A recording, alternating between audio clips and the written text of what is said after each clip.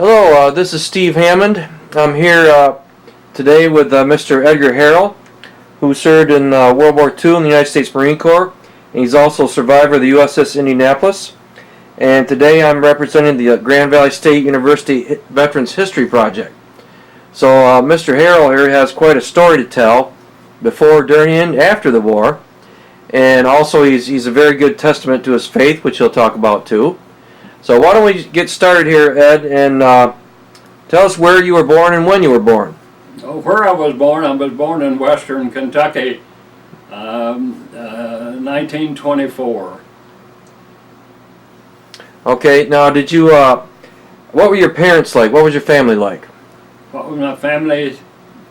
What were they like? What were they like? Yeah, were they veterans or were they farmers? No, what were they? They were farmers, and Dad was a strong disciplinarian.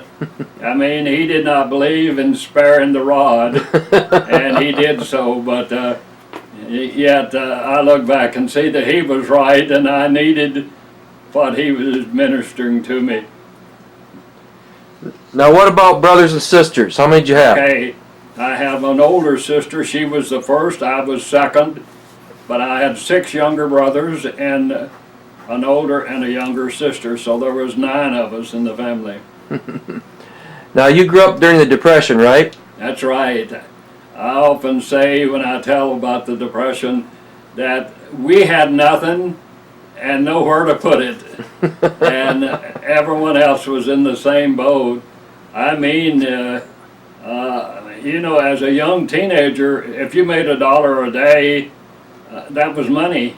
Mm-hmm. And my dad taught me back then, son, when Sunday comes, you owe the Lord 10% of that. He'd see to it that we had to change to pay the tithe. Wow. Where did you get the change from? Sir? Where would you get the change from? Oh, well, they saw to it. We had a friend, neighbor that was the treasurer of the church, and he could see to it that we had change through Dad, you know, when Sunday morning came. But those were tough days, but I look back and I appreciate so much having to go through that. I learned some lessons that I think that's helped me through life. Wow. So basically your family, living on a farm, you pretty much sustained yourself with food because of what was on the farm, right? Right. Right, we had a good garden. We raised maybe a steer that we could have beef, and we killed some hogs. So and we had a big garden, and we had an orchard, and so we did a lot of canning. My mom, you know, did a lot of canning through the summer, and we canned it in half-gallon jars because of the big family. Wow. So growing up was it was a pretty tight family then, right? Even though you had a lot of brothers and sisters. Right, right. Wow. And it was basically because of your faith, right? Right. Okay. And you're a Christian, right? Right. I'm definitely a believer.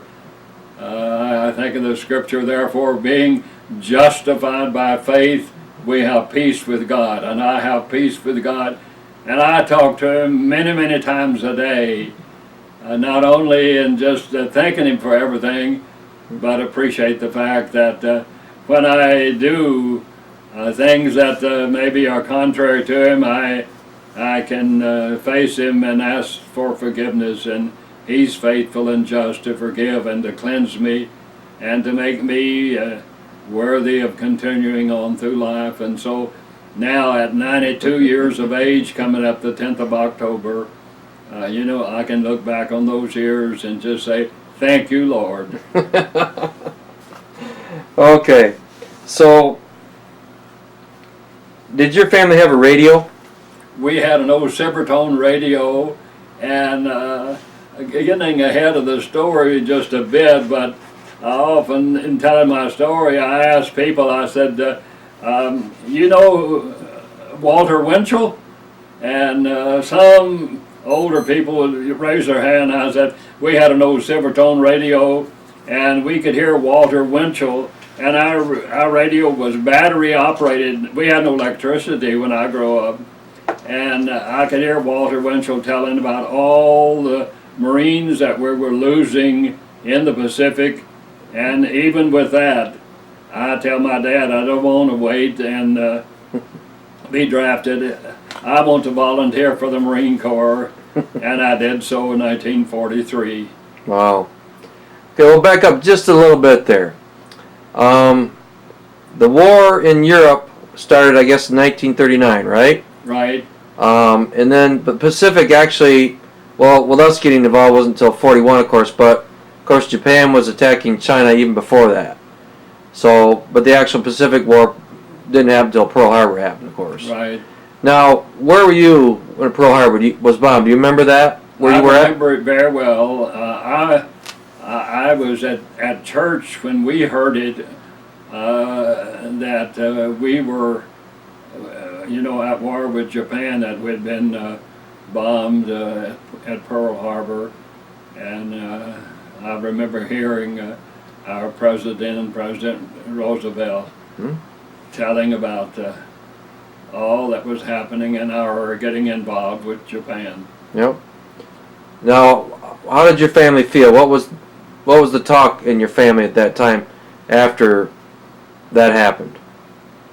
Well, I don't get you what you said. Okay. How did all of you feel when that happened?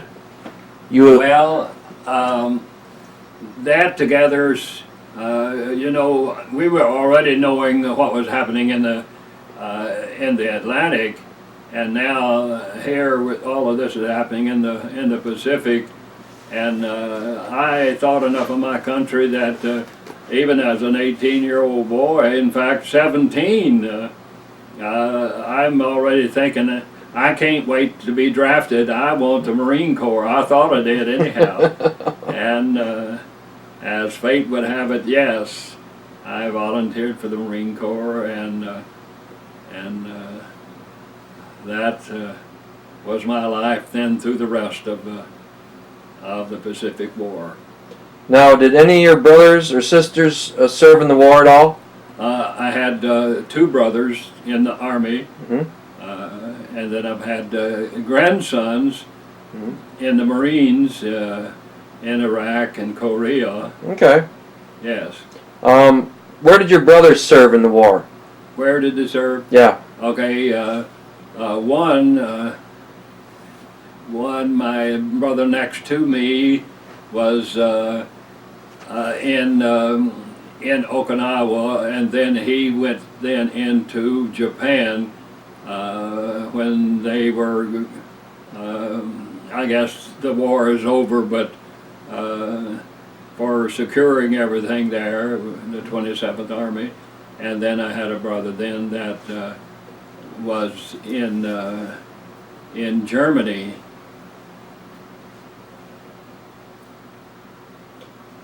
Okay, so you enlisted in 1943 in the Marine Corps. Right, sir. Where was you training at? Okay, they sent me to San Diego for boot camp, and then after boot camp, then they said, Private, you're going to go to sea school. And I said, well, I need more schooling. And they said, well, you're going to be seagoing. And so I go through sea school, and then they send me up to San Francisco, and there's the big USS Indianapolis, and that's to be my home for the duration of the war. And after I went aboard, we were at 10 battle stars that we encountered there in the Pacific before the war ended. Now, what did you think when you first saw the ship? Oh my, I often say you can't believe or can't imagine what I thought when I saw that big ship twice the length of a football field. And that's to be my home, and I think that I basically thought, with that, we can win the war with that. Well, with the help of many others, we were certainly involved in many, many conflicts in the Pacific. Where was your first conflict at? Well, my first combat Well, I was at Inuit Talk in Kwajalein Island, but it was kind of a cleanup much there. But then I was at Saipan, Tinian, Guam, Sea Battle of Philippine Seas. I was down at Peleliu. I was at Iwo Jima. I was at 3-hour strikes on Tokyo. I was at Okinawa. And lastly, I was a Marine Guard that guarded the components of Fat Man and Little Boy that we picked up in San Francisco, July the 16th, 1945. 10 days later, in a heavy cruiser, we'd gone some 5,300 miles. In 10 days, 530 mile a day in a heavy cruiser.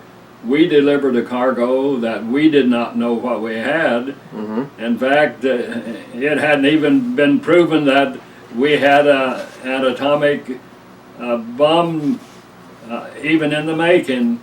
But before we made that trip on July the 16th, 1945, in Los Alamos, New Mexico, the first atomic explosion was successful.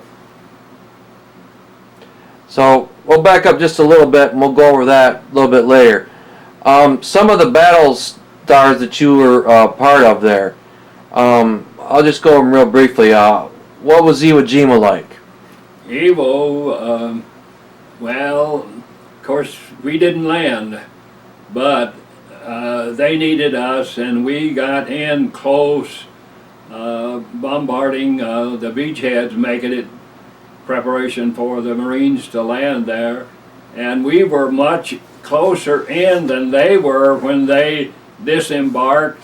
They came by us. I have a picture too when they came by us going into land. So we were involved in all of those battles in preparing the beachheads. And sometime, they would call us in later. There were certain places at Saipan even and at Iwo that seemingly they had sliding doors over bunkers that were so heavy with concrete that we couldn't penetrate those hardly.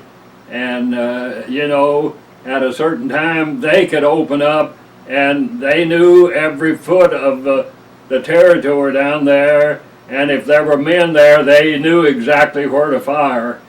And so it was a bloodbath on many of those places. What, okay, before we talk about Okinawa, Germany had surrendered the first week of May of 1945. When did you hear the news that they had surrendered in the Pacific? Germany, when did you hear the news that Germany surrendered in Europe when you were in the Pacific? I don't get what you're asking. Okay, basically, Nazi Germany surrendered. Yeah, they surrendered. Early May 1945. What were you guys doing when you heard the news about that? Well, I don't know exactly when they surrendered.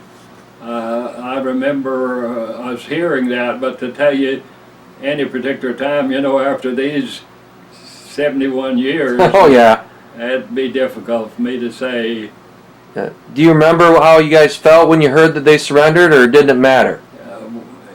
Yes, we were so happy, and of course we were listening to our true news coming to us, but likewise we were listening to Tokyo Rose, who was giving us all the scuttlebutt and kind of getting us all mixed up. But we soon learned that she didn't know what she was talking about, and she accused us of running from the Japanese fleet. But I remember at the Sea Battle of the Philippine Seas, when some of our spotter planes spotted the Jap fleet, that Admiral Spruance came on the phones and speakers to tell us what they had discovered, and we were to prepare to go and meet them, and everything was set, and our planes were set. Now, a secret there, though, was that even by that time, that we had been able to break the Japanese code, and we knew when they were going to launch their bombers or when they were going to launch their fighter planes, and so we had a little advantage of them, and we went after them strong, our Task Force 58, and I think in the sea battle of the Philippine Seas, that day we shot down 403 Japanese aircraft. Not we, the Indianapolis, but Task Force 58. All right, and that was what battle? We call it the Battle of the Philippine Seas. Okay. We'll back up just a little bit more. Tokyo Rose, you're going to have to explain to people what Tokyo Rose was. Okay, Tokyo Rose was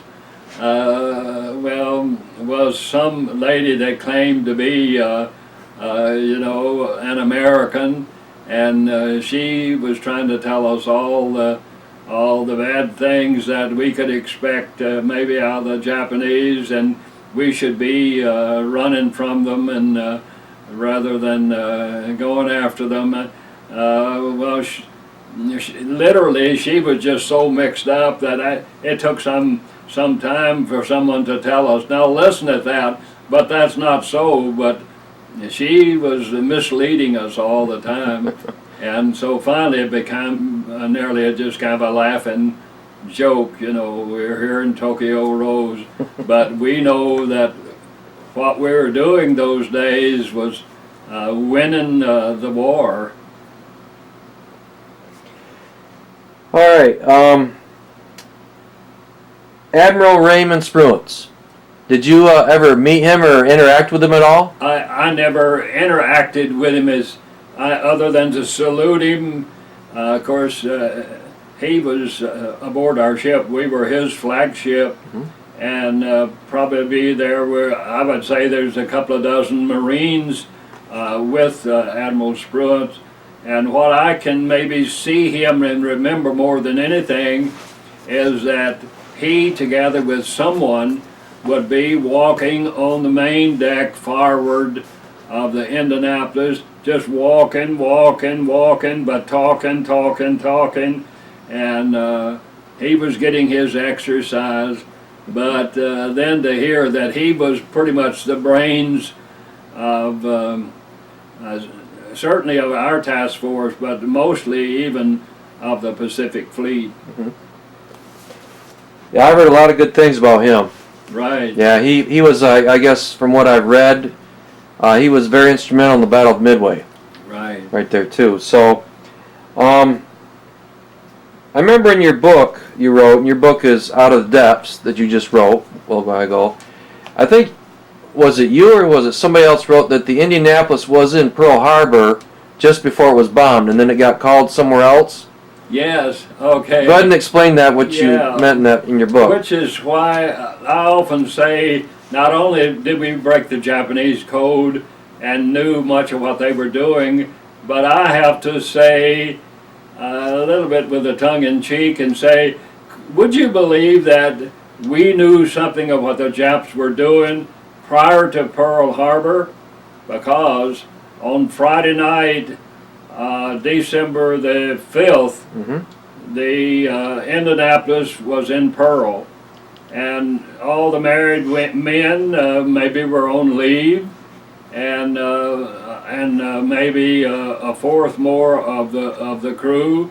So we were, just half of the crew was aboard, and word came on the speaker,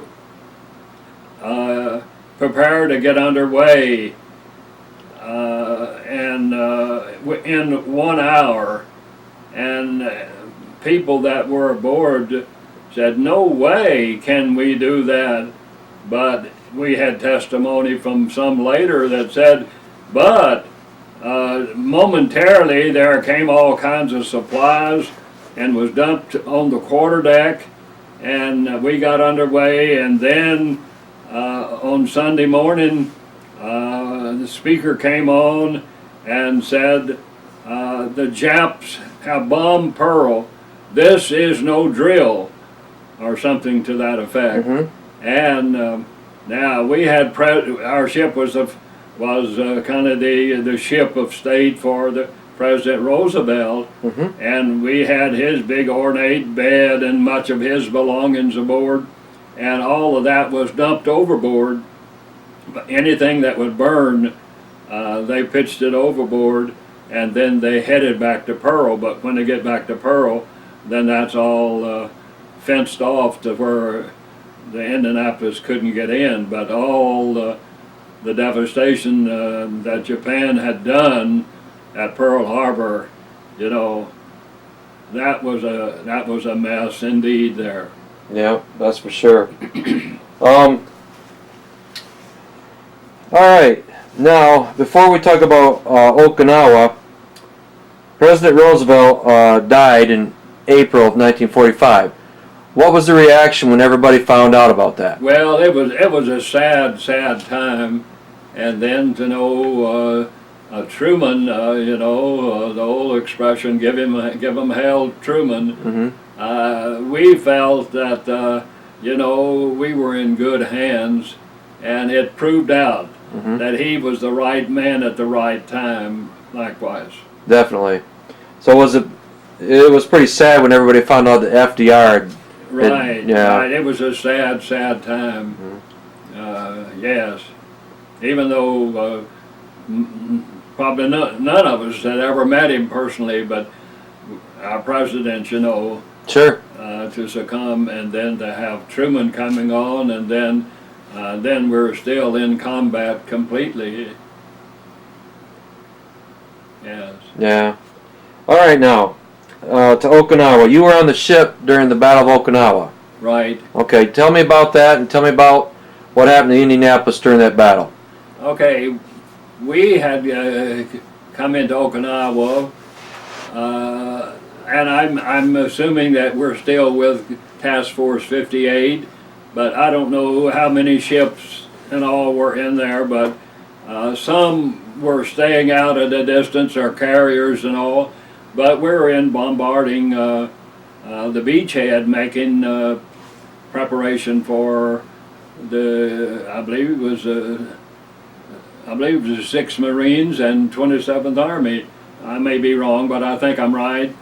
And so we are told that we're in too close because our 8-inch guns are ricocheting off of some of the concrete bunkers, and so we backed out a little further so that we're coming over and down, and they claimed with spotter planes that we were making some good headway there in Okinawa. But then I remember that we had been on our guns all morning. I don't know when I was on watch that morning, but I was on watch at this particular time. And the boatswain came on the whistle, and what he said and the way he said it, you know something is happening. And he came on, and rather than in a slow and deliberate to set emergency condition in the aircraft battery, he came on and he said it fast. Set emergency condition in the anti-aircraft battery.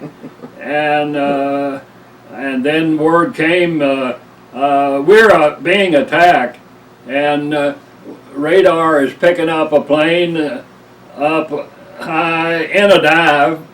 And I think they say in about 12 seconds from the time the whistle blew, you know, I jumped on a 40 millimeter anti-aircraft gun and reached and got a rack of shells and put it in the breech of the gun and cocked it.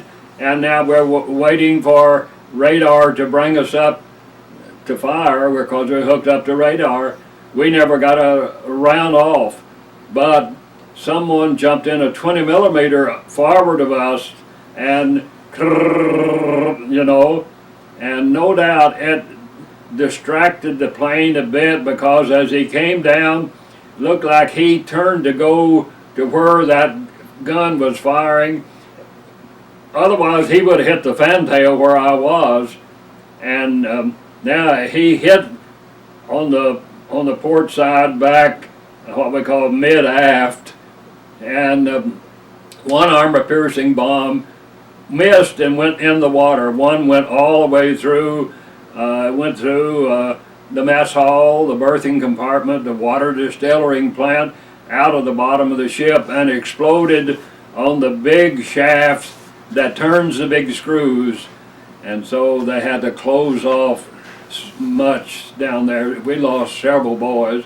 But then to see part of that plane that hit and part of the debris of the body and all of that, and then boys go and push that overboard, everything, pushed it overboard and kind of cleaned up the mess, but the big hole is through the ship, and we had to back off then, and then the Seabees came, and somehow, some way, they put some kind of a temporary patch on that, and now we realize, or they tell us that we have to make it back to the States, and we did so in our own power, but had to have a rudder of a pretty good degree to keep us even going straight because of that hole and the patch, and the one motor on one side couldn't run. So we made it back to the States then for repair. And then of course the Marines and the Army landed at Okinawa, and we lost many, many, many boys there. But it isn't long until we are asked to make a trip back to the forward area. Just a minute. Okay. Now you're all the way back to port to is it Mare Island, San Francisco, to repair the damage for Okinawa. Tell us about that. Okay. On July the 16th, 1945, after our repair had been done of the damage done at Okinawa, we got word that morning that we were to head back to the forward area.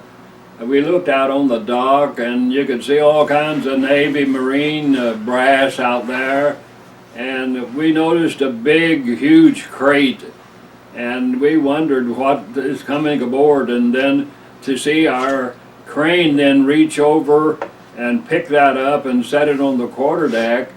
And my Marine captain, I happened to be the corporal of the guard on duty at the time, he said, "Harold, set a watch in the port hangar deck and guard that big crate." "Captain Parks, what are we hauling?" He said, "We don't know." The box was suspicious in that it was big, but where the screws had fastened many of the things together, you could see that they were countersunk and kind of a wax over those screws. They didn't intend for anybody to tamper with that, and we were told that no one was allowed to loiter around that. And so that was kind of a suspicious cargo. And then momentarily then there were two proposed to be Air Force officers coming aboard. And we noticed that they had a little metal canister like in a cage with a padlock on it. And they set that on the quarterdeck, and a couple of sailors then came and they put a steel rod kind of through that, lifted that up, put it on their shoulders, and they go up to the forward area. Admiral Spruance was not aboard, and there were some vacant compartments up there. And my Marine Captain Parks says, "Harold, follow them up and station the guard on the outside of the hatch." Well, I'm wondering too, "Captain Parks, what are we guarding?" And he says, "We don't know." Well, I have to get ahead of the story and say, those men were not Air Force officers. They were scientists from Los Alamos, New Mexico. And what happened that morning in New Mexico was the first atomic explosion that proved that our atomic bombs would be successful. Had that not been the case, we would not have proceeded on. And there is a picture of the Indianapolis, supposedly representing the time that we were going under Golden Gate Bridge when the first atomic explosion was successful in Los Alamos. And had it not have been, we would not have proceeded on, but we did. And then we made that 5,300 mile, and 10 days later, we've delivered our cargo on July the 26th, 1945. And then we somewhat back up from there, not knowing what we had delivered, but we knew by the scuttlebutt that, yes, we were to go to the Philippines to prepare for the main invasion of Japan. And then Captain McVeigh then stops off at SINPAC, Central Pacific Command in Guam, asks for his sailing orders, and they tell him, yes, you're to go to the Philippines to prepare for the main invasion of Japan. Now he asks for an escort, and they tell him, you don't need an escort. Don't need an escort? They could have said, you need an escort because 4 days ago we lost the USS Underhill, a destroyer. We lost 129 men. They could have said, you need an escort because we know that the Tinian group of submarines are working on those waters. They could have even said, we know that there's a submarine out there by the name or number I-58, but they tell him, we can go unescorted and no underwater sound gear, so they send us out in harm's way, not prepared for any encounter with a Japanese sub.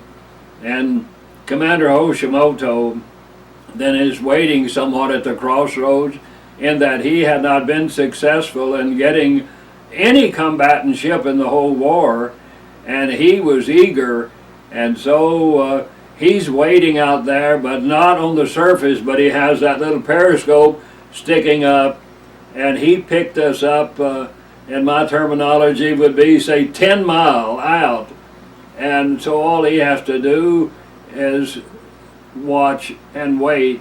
He loaded 6 torpedoes, and then he loaded 2 men and one what we call a Kayotan. They're in a motorized torpedo. They can be fired, they can control it. If they miss, they can turn and come back, but they cannot be recovered. 2 were in one, 2 wanted to be in another one, but he thought he had too good a target, and so he refused them to get in the second one. But then he tells them to stand by. He's got 6 torpedoes loaded, and then he says, fire, fire, fire. Every 2 seconds he fired a torpedo. Well, 2 of them were successful. 2 of them hit us, and I have to say that I was sleeping topside that night, in that we'd been traveling, 32, 33 knots and nearly burnt the motors up, and now we're going on to the Philippines, and we slowed down to some maybe 17 knots, and at the change of the watch at 8 o'clock that night, Lieutenant McKissick asked Captain McVeigh to cease zigzagging.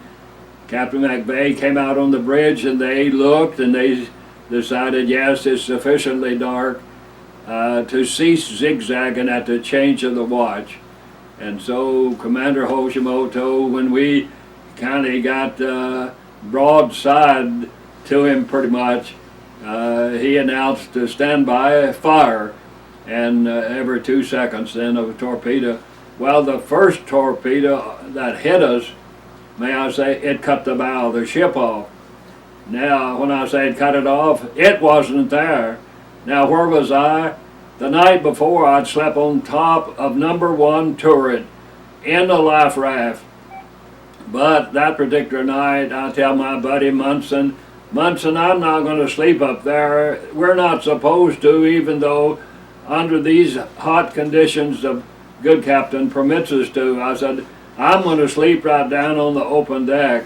And so when I got off a watch, I go forward, I make my pallet right down on the steel deck.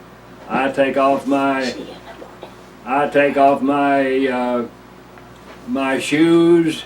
I used my arch of my shoe kind of as my pillow with my blanket over it, and then put the blanket over my head. Still had all of my clothing on, and that first torpedo then exploded, cut off the bow of the ship. The second torpedo, just a second or two later, was back close to the marine compartment, nearly close, too close really to number 2 turret, and it set off the magazine in number 2 turret. Now then, I'm wondering what in the world is happening, because I could see that the bow of the ship now is dropping off. I could feel us pushing in the water. Those screws are pushing, and all of that water is coming in, and you could feel something happening below deck, in that we become a funnel. Maybe 40 feet or 30, 40 feet of the bow is off. We're 2.5 decks deep there, and we're about maybe 30 feet wide. So we are pushing forward. Those 4 big screws are pushing. Water is coming in below, and you could feel, and all of that steel bulkheads just disintegrating, and all that water coming in. Okay, I realize this ship is sinking, and realize we're not firing at anyone, but with all the explosions, and then you could hear, every now and then you could still feel and hear other explosions from various places, and I realized I've got to make my way now to the quarterdeck, which is my emergency station, to go there anytime we're under attack and receive orders as to what I'm to do, where I'm to go, and what I'm to be involved in.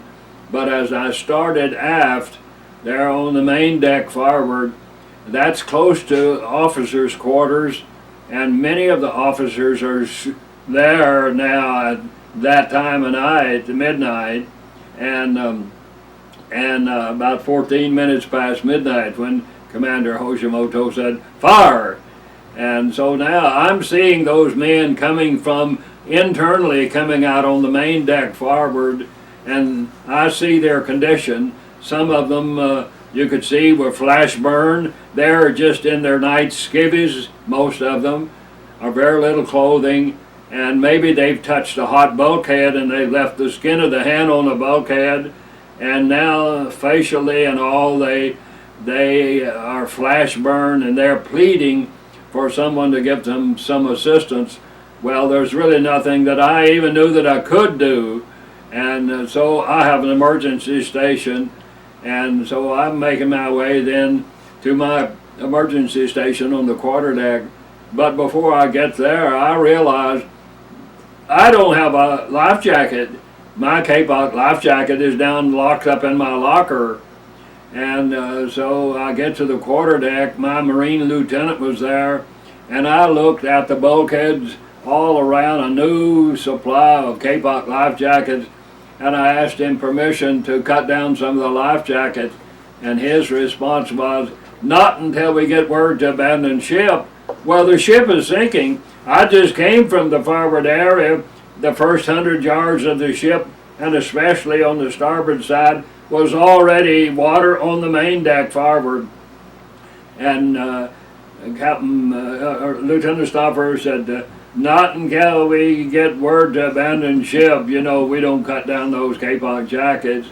And then momentarily there was a Navy commander that came from below deck, and as he came through the hatch, I recognized who he was, and that I had seen him many times as I was the captain's orderly, and I knew who he was, but I could see that he was flash burned, and some sailor hollered out, "Get the commander of life jacket," and so they began to cut some of those life jackets down, and I managed to reach in and get me an old K-Pop life jacket, and waiting nearly impatiently for word to come from the good captain to abandon ship. Well, of course, we didn't know that all electrical power was out.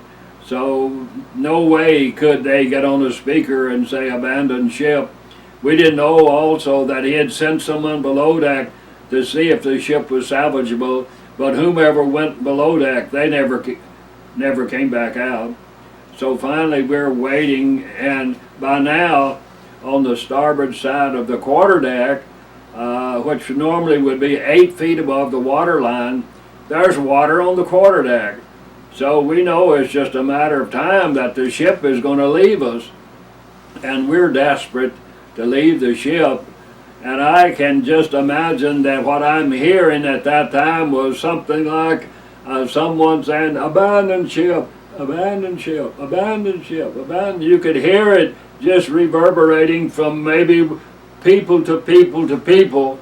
And so if there was 150 people on the quarterdeck, naturally everyone rushed to the high side, the port side, and then that big steel cable there to hold on to that cable to look out into the blackness of the night. May I say, the ship now went down in about 12 minutes, and here we are for the last bit before the first 100 yards the ship is under, and the ship is sinking, holding on to that rail. And may I say, you're pouring your heart out to the Lord and telling Him that you don't want to die. And I can remember, telling Him that Mom and Dad back home, 6 younger brothers, older and a younger sister, and a certain brunette that said that she would wait for me. And to get ahead of my story, I have to say, and she waited. We were married in 1947, so we just celebrated our 69th wedding anniversary, and we just celebrated her 90th birthday. Okay, so here I am watching the ship as it's sinking, and word finally trickles down to abandon ship. I'm holding on to that rail. I'm pouring my heart out to the Lord, telling Him I don't want to die. And I'm looking out into the blackness of the night, and I can envision this is the end of life. Life is over, and I don't know what all I promised the Lord, but I was desperate to get some word from Him, some assurance that I am going to make it. Now, I did not hear an audible voice, but what I heard was this, a scripture that I, as a young Sunday school boy, had heard, I'll never leave you nor forsake you. Peace I give unto you, not as the world giveth, give I unto you. Let not your hearts be troubled. Don't be afraid. Don't be afraid. Don't be afraid. And I just knew somehow, some way that the Lord was saying to me, you're going to make it. You're going to make it. Now, I didn't know I'm going to be out there 4.5 days swimming with the sharks. So I climbed over that rail, jumped into the water, feet first. My cape-out jacket came up over my head, and now I began to swim away from the ship. And I watch it as the bow is under, the first 100 yards is under. I see that fantail coming high in the air. I see those screws still turning. I see boys jumping off and some jumping into those screws because they're looking down into the blackness of the night. I'm down in the blackness of the night. I'm looking at a silhouette of some light from the explosion aboard ship, so I can see, but there's no way that you can holler at someone up there. No one can hear anything. But I leave the ship, watch the ship as it went completely under, and what I saw and what I witnessed was this, not something that was sucking me down, but if you could visualize that massive ship, 200 yards long, the bow cut off, and now as it's sinking, all that air that's in the ship, now as the ship is going down, that back end of that ship now, there's enough air that's coming out, hatches no doubt, and there is the foam, you can hear the sound of all of that coming out rather than anything sucking in. And then I swam away then from the ship then out to the first buddy then that I could see out there. And when I get out there, we had boys that did not have Kapok life jackets. We had boys that were injured, and we're trying to harass and corral whomever. And then I'm concerned, any Marines? Well, I got some response. Yeah, I go to one, and he was a new boy that had come aboard by the name of Leland Hubbard. I didn't know him. I don't know whose squad he was in, but as I tried to assist him, I determined that he had been blown against a bulkhead, had multiple breaks, no doubt, in his body, and I realized he's not going to make it. And I tried to console him and tried to hold on to him and give him encouragement, but within the hour, he's gone. And then the other Marine that was there was my buddy Spooner. He was in my squad, and now Spooner had gone into the water head first, and you could imagine what he looked like if he dove into a half-inch of that black oil. So his face was, and his body was just covered with oil. And so that's my buddy Spooner, and he's going to have a serious time with all of that oil. Now, how are you going to get it out? You aren't. You're going to wear it. And then that salt water, now, if you're looking at that 100-degree sun, then that sun then dries that salt water to where it's powder. And if you rub those eyeballs, you're gonna scratch them. So this is my buddy Spooner, and he, by the second day, he could hardly see. He couldn't. His eyes are open, just two big sore eyes. He can't close them. He could hardly see, and he threatens to commit suicide because he has such pain that he's determined that it would be much easier to give his life. And I tell him, Spooner, you're not going to do any such thing. And he said, Harold, I'll swim down so far, I'll drown before I come up. I said, you're not going to do any such thing. There's only 2 Marines, and there's going to be 2 Marines when help comes, and help will come. And so I knew that he was determined to commit suicide, and I used a little concerted effort and grabbed him. I said, Pooner, I'm going to hook you on to me. And I hooked his kapok jacket to mine, and now we kind of swam together then that particular night. Now then, we'd already lost several boys. Sometime the second day now, we're desperate for water. We see boys that are drinking some salt water, and within the hour after they had drank some of the salt water, you begin to see that they begin to hallucinate. They begin to maybe attack their own buddies. They might see a buddy that they would know by face aboard ship and think that he has a canteen of water in his kapok jacket. They take out their sheath knife and maybe they stab a buddy. Or they might see a buddy that normally they would have known who he was, and they think that he's a Jap, and they attack him and call him Jap, Jap, Jap, and others kind of came to his rescue, and they committed, they just put that particular sailor, they put him to death. Okay, but sometime likewise that second day, we're desperate.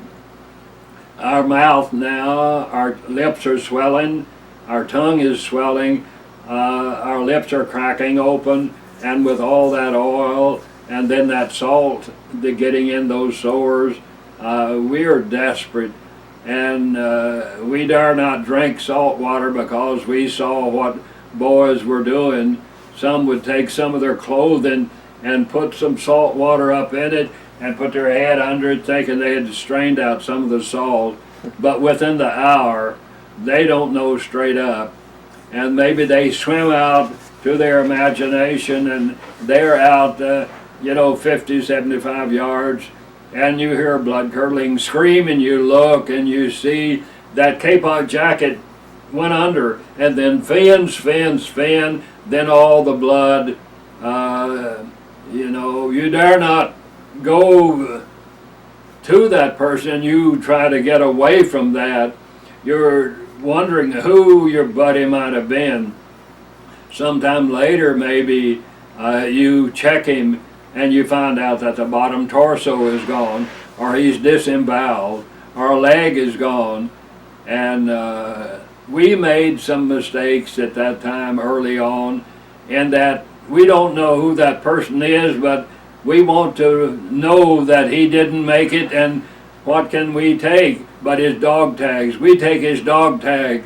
Now, he's not identifiable once we've done that. Someone is to keep the dog tag, but it isn't long till that someone is gone, and now there's no way to identify who that person might have been, but I'll bring you back to that a little later. Now we've lost several boys. Now we're desperate for water, and then all of a sudden, you know, we look, it's raining, look, and here's a little rain cloud coming over. So what do? Well, you thank the Lord, but you look heavenward and open your big mouth with all that oil that's on you, and how much water can you catch in your big mouth? Not that much, but you take your greasy hands and you funnel some of that water, and it goes down, but it had some oil with it, and it isn't too long until it says, we've got to come out, and it comes out. So that little bit of water did us very little good. Okay, now then, we go through that rest of that day. We go through another night. The daytime it's 110 degrees, bareheaded, swimming, and desperate to stay away from the shark, still trying to help anyone that's in trouble and so on. And then we come to that third night before the third day, because 14 minutes after midnight before our first day. So we come to the third day. Now then, by the third day, we've lost boys. Some just, I often say, it's much easier to die than it is to live. All you have to do is just give up, and you either drown or maybe a shark might get you, but you've got to work to live. And so here we are now in that third day, and our kapok jackets by now are given out. They have lost most of the buoyancy, and so what can you do? You're having to swim just to keep your head above water. If you cease swimming, they let you too far down in the water, and then the wave comes over you, and you try your best not to drink into salt water. And then here we are, we're desperate, and then our kapok jackets, as I said, are giving out. So there were only 17 of us still together. Now what has happened to the others, we don't know. My buddy Spooner is still with me, and so we too, with 15 others, sailors, and we're wondering what can we do. So we had one fellow that took off his life jacket, and he said, we can sit in it and it has the same buoyancy, but it's down under us a little bit, and it therefore is holding our heads out of the water a little bit more. And so what do? We take off our life jackets. We're seated in our life jackets, and now there's 17 of us, and we know that we can't make it much longer. Now the Philippines is there in the west someplace, but we didn't know is another 500 miles. But sometime then, later in the day, that third day, with just 17 of us, I can hear that one sailor praying, God, if you're out there, I don't want to die. I've got a son back home I've never seen.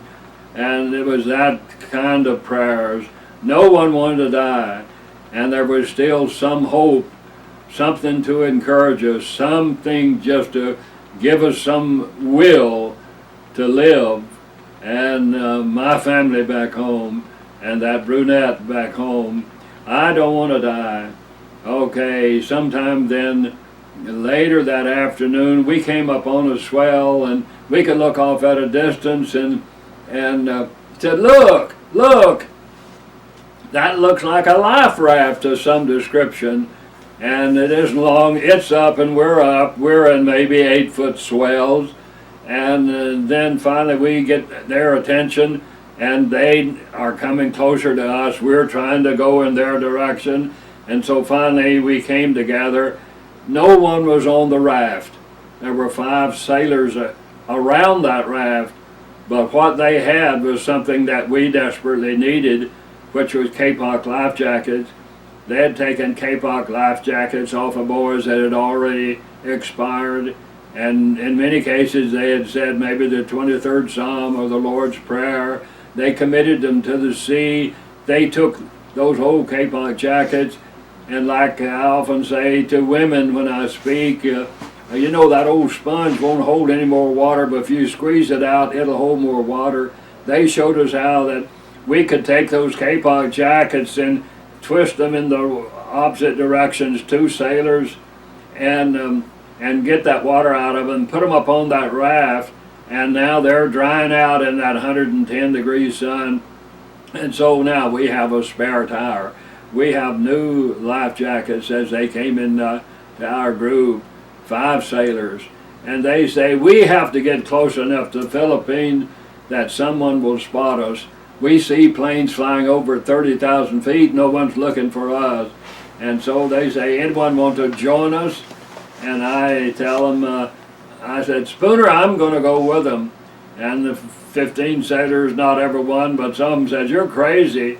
You can't push that raft to the Philippines. And I reminded them, yes, but there was 80 or so of us, and now only 17. I'm going to go with them. And Spooner says, I'm going to go with you, Harold. So 2 Marines joined 5 sailors, and we think that we're going to swim to the Philippines. And we started, not knowing that it's 500 miles someplace there in the west. But so we go, and it isn't long till we see that it's going to be dark tonight. No Southern Cross, no moon, and so later on that night, we're just hanging on to that raft. And then we hear voices, and by voice, from us to them and them to us, it isn't long till we came together sometime after midnight that particular night, the 4th night after the 3rd day.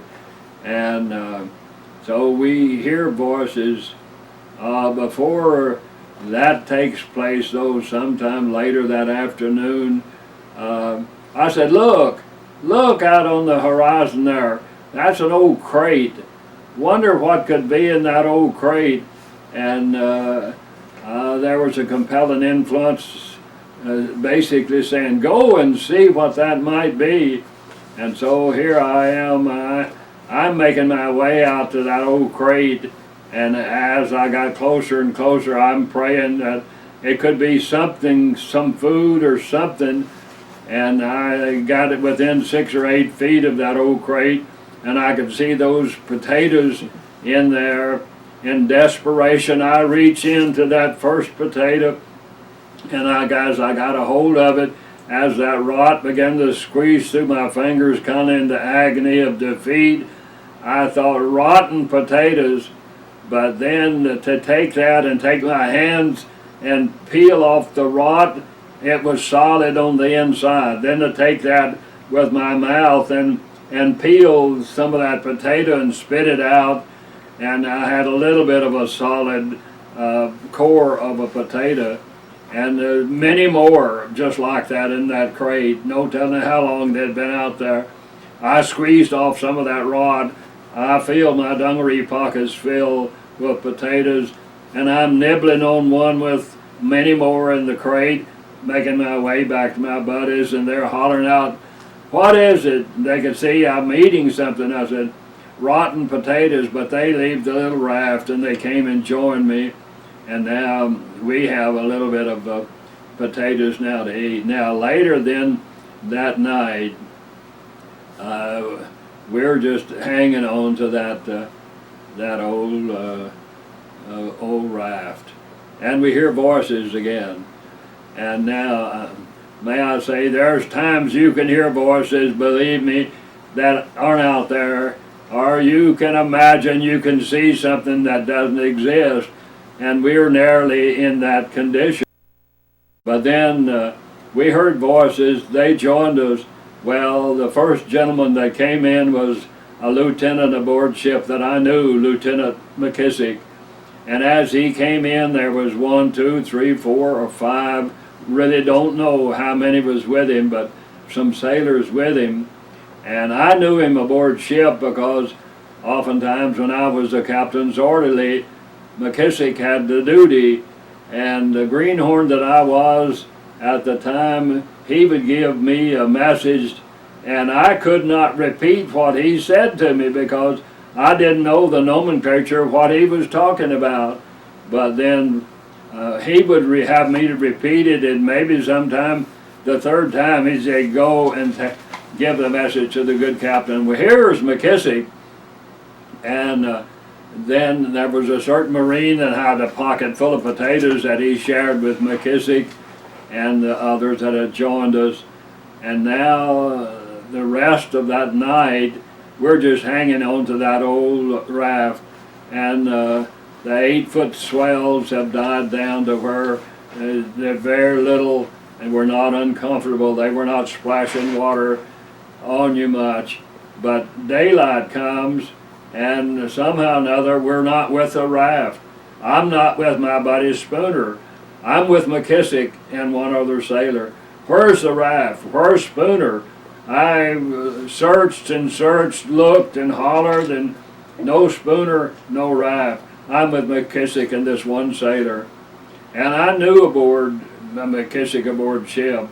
The sailor I didn't know, but I saw in that sailor what I had seen many times, and I saw that his head had looked like it nearly dropped into the water. I went and shook him and tried to tell him to hang in there till daylight and help is coming, and he could care less. I checked him the second time. The third time is too late, he's gone. It was just McKissick and myself. And by now my mind is playing tricks on me. Even though I knew McKissick, I was calling him Uncle Edwin. I had an uncle that was 2 years older than me, that we grew up together. And McKissick was Uncle Edwin. And he knew me as a Marine, he knew me as an orderly aboard.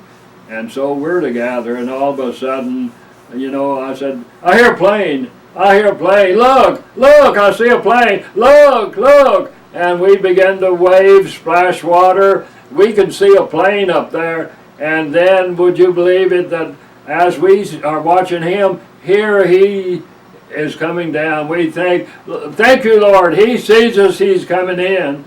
But he had not seen us. Impossible for him to see us. But let me tell you what was happening up there with Lieutenant Gwynn. Lieutenant Gwynn out in that Ventura, I call it a B-25, a twin-engine plane with wheels. Here he's out on a search and destroy. He's up maybe 4,000 or 5,000 feet or so. He's looking forward of him about, let's say, 4 miles. He's looking out his peripheral vision, 2.5 miles each side. He's looking at 20 square mile, and to see a man's head, impossible for him to see it.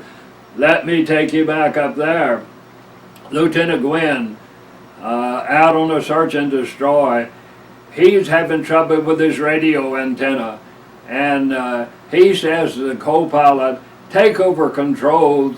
I'm going to pull in that antenna and put a sock or a stabilizer on it so it'll hang true, or we can't reach back to base. And as he turns it over to the co-pilot, he goes aft, he opens the bomb bay door, he glances down at a split second at the water down there someplace in that 20 square mile or whatever, you know. And what did he see? He saw, yes, he saw something. What did he see? I spoke to the 100th anniversary of the Boy Scout out in Spokane. I said, you know what he saw? He saw the little Boy Scout's mirror. He saw the sun hit the oil on that water, and when he saw that, he rushed back to take over control of the plane. The crew says, what is it? They knew that he saw something. He said, look down there. He reaches and gets the speaker, and he says, load the bombs, load the bombs. We see him. We think he's coming in. He was coming in, and yet he had his bombs loaded. And we are thanking the Lord. Here he's coming in, and he came in. But he came in and with the bombs loaded, but when he got down maybe 1,000 or so feet, he could see debris. He could see as far as his eyes could take him. He could see 25 miles after he searched over, boys scattered everywhere. But as he came down over us, I can see him today. I can see Lieutenant Gwynn's visage in that aircraft as he circled us, and he says, I see you down there. We know he's seen us, but he goes back up. He goes back up 4,000 or 5,000 feet so he can reach back to Peleliu with his radio to tell them, ducks on the pond. Whose ducks? No one knows.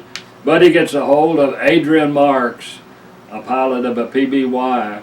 And Marks gets our coordinates, and he said, it'll take me an hour and a half, 150 miles or so. I'm on the way. And Gwynn says, I'll hover over and take inventory, but I'll have to leave soon because I'll run out of fuel. But Marks is coming. He flies over to the destroyer Doyle to tell commander of that there's boys scattered all over. We don't know who they are. And so Commander Clater, he turns on all of his lights under the clouds, and here he's coming. And then Marks now comes on the scene, and he sees more sharks and he sees boys. And he knows that he can't pick up a large group, so he's got to be satisfied with just picking up stragglers, and he sees stragglers attacking boys. And so he asks permission to do a no-no, which was to set that PBY down in the open sea, and they tell him no way. But he disobeys order, and he set that big goose down. I can see him today, as looked like he everything but stalled that plane with the nose up, and it hit that first swell. The nose goes over, and then finally he gets it back up. He knocks the motor out that will never run again.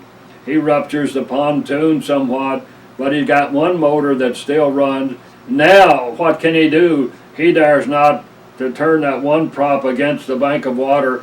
All he can do is run the swells. And then it isn't long, I know he picked up McKissick. Now I hope he tells him that there's a Marine out there. Well, after a period of time now, he picks me up, but he's picked up others, stragglers out there. And I'm aboard the plane now, and we are in there like a sack of feed, just one boy stacked against another. No one can stand, and no one can even hardly stand up. And I look across the plane, and I saw a Marine that I knew that had those bad eyes. I knew it was Spooner, and Spooner had a can of green beans, and he was knocking a hole in that down on the deck, the stud bolt or something, knocked a hole in it and turned it up and was drinking some of that bean juice. They'd already drank up all the water, and I asked for some of his bean juice, and Spooner pretty much told me where to get off. And I said, Spooner, you don't know who this is? Well, this is Harrell. 2 days before, I had swam with him tied on to me. And here's my buddy Spooner. And Spooner just kind of fell across some of the others there with his bean juice to share them with me. Okay, well, they picked up 56 of us. And now the Doyle comes on the scene. The Doyle comes on the scene. They dare not, they pick up a few more boys, but now they know that they have to back off and head to Peleliu. And so we 56 now aboard, and we go to Peleliu. Okay, it's a long story from here, but Okay, well that's pretty good. Remember all that. I'll talk you through the rest. How's that sound? I'll talk you through the rest. How's that sound? okay. Okay, we'll go back just a little bit here. When the ship sank, in your estimation, how long did it take for the ship to sink? I would say that from the time we were hit until it was under not more than 12 minutes. And that is confirmed pretty much by Hoshimoto, because all he could do with his periscope, he got away from us, but then he tried to locate us, and he couldn't find us. And he said he fired about 14 minutes past midnight, but another 12 or so minutes, he says he could not see any trace. And I have his book, Sunk, and he said that he knew that the ship could not get away. He knew that it was hit. And in fact, the picture that I have of the ship, it's superimposed by an artist from Walt Disney, represents the ship as it looked the moment that it was hit, confirmed somewhat by Commander Hoshimoto what he is seeing. And so anyway, I have that picture today of the ship, and yes, I would say within 12 minutes the ship was gone. Okay. Now, I remember reading your book last month. You said in your book that Commander Hashimoto would not have fired upon any survivors on the water like most Japanese commanders did that sank a ship. Why would you feel that Commander Hashimoto wouldn't have done that? Wouldn't have ordered his men to shoot the men on the water if he... Well, he could have strafed us, and this is what we were afraid of. Right. That, he would surface and strafe us. But by the propellers on that ship still turning, because no word could reach the engine room to cut the engines off, and he is hearing that, and to him there's a destroyer surely following the ship, and he is trying to get away underwater. And then when he surfaced, then he looked and he said there's nothing on the surface. So, Commander Hashimoto, from what I read about him and what survivors like you have said about him, it doesn't sound like he was the average Japanese commander of World War II. It sounded like he was a little bit more compassionate toward the enemy instead of just being cutthroat. Well, I think when we others met him, and we see that he had a heart. Of course, they brought him to Washington to testify against a good captain, and he came and said it wouldn't have made any difference whether you were zigzagging or not. But Commander Hoshimoto's family all were knocked out at Hiroshima. He said all of his blood relatives perished at Hiroshima. And so now he comes to Hawaii and met some of the survivors, one of which is a Marine buddy of mine by the name of McCoy. And he basically is saying, we have to come together and forgive each other. And he tells McCoy, I want you to know that I forgive you. And McCoy, say for what?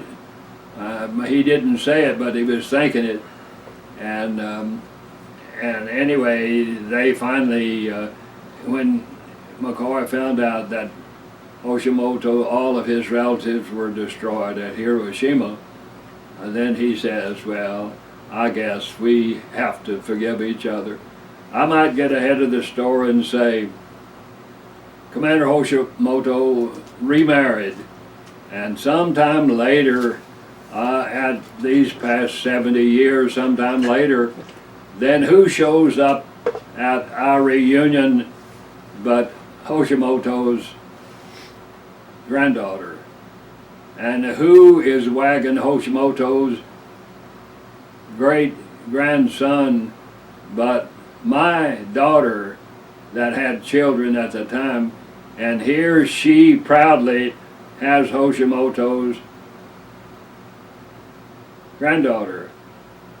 And now in my book I have Hoshimoto's great granddaughter and his granddaughter, the mother of the great granddaughter, both coming to me in Indianapolis after I had spoken, and the mother hugged my neck and we embraced each other to tell each other that we love them, we'll forgive each other. And then the little great granddaughter then to come, and I held off my hands like a granddad would to a little 6-year-old. She comes to me, maybe at the mother's encouragement. I picked her up and set her on my knee. Now the new author of my book saw that. They said, we want that picture in that book. And they entitled that Reconciliation. And there is the great-granddaughter of Commander Hoshimoto being embraced by a survivor of the USS Indianapolis. And I'm honored that that is in my book. That's a very, very good story. It's very, very Christ-like too. It really is. Lots of love and a lot of forgiveness. Yes. Now we'll go on back here, back to the war. You were recovered by the USS Doyle, right? That was the ship that rescued you. USS Doyle that rescued you? Doyle. Okay. Okay. Where were you taken after that? Were you taken to Guam or the Philippines? No, I was taken to Peleliu Okay. first. With the Doyle takes us to Peleliu. Now, I think maybe that he may have had a few more that he picked up other than the ones off of the aircraft.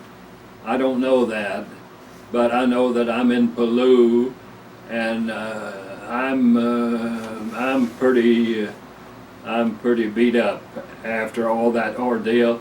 I catch the Tranquility, big Red Cross hospital ship that picks us up and brings us to Guam, and I'm in Guam in the hospital there, and saltwater ulcers all over, wrapped in Vaseline gauze, all of that rot they have cleaned off with kerosene or diesel fuel, and I'm just a bloody mess now, and I'm in the hospital there in Guam.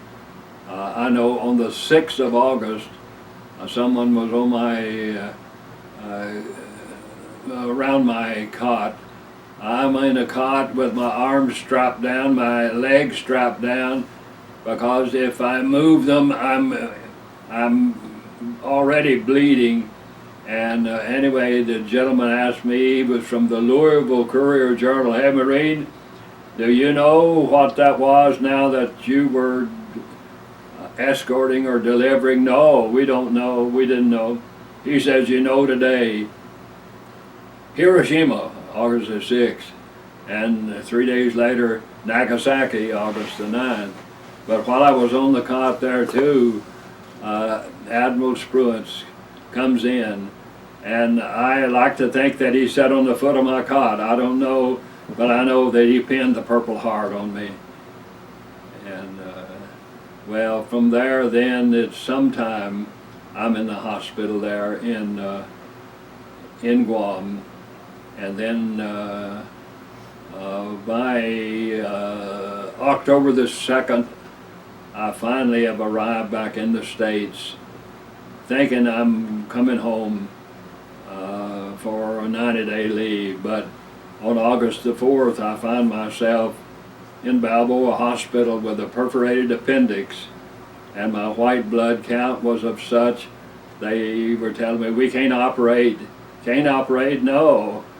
Well, penicillin was new, so I became a pincushion for the next 29 days.